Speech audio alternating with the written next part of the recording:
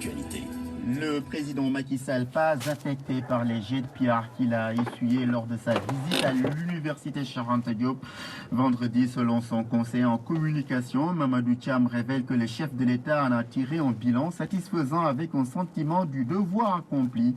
Il souligne que le président n'a pas été surpris par les événements à l'université. Écoutons Mamadou Thiam au téléphone avec El Hadj Ndiogou.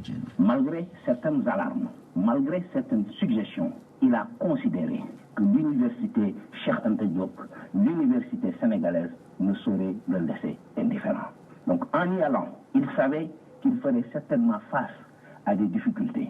Mais en y allant, il espérait aussi créer un déclic autour de la responsabilité qui permettrait aux acteurs de pouvoir s'écouter, se parler et de décider ensemble. Donc globalement, ce que le président retient et ses collaborateurs avec lui, c'est qu'il y a eu certainement des dérapages de la part d'une minorité, mais il y a eu globalement un nouvel élan qui est lancé dans les rapports entre exécutifs et composantes de la population, notamment les étudiants.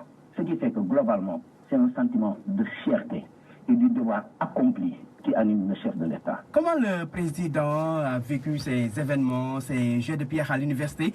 Est-ce qu'il n'a pas été affecté? Le président de la République n'a pas été surpris. Il savait qu'il y aurait un certain nombre de contestations, mais il avait aussi l'espoir de voir quand même le sens de la responsabilité habiter une majorité de la communauté universitaire. C'est un sentiment de satisfaction, du devoir accompli, du devoir du père de la nation, qui est dans l'obligation d'entendre tous ses enfants, de les écouter, ceux qui le comprennent comme ceux qui ne le comprennent pas, ceux qui lui jettent la pierre comme ceux qui l'applaudissent. C'est ça son rôle.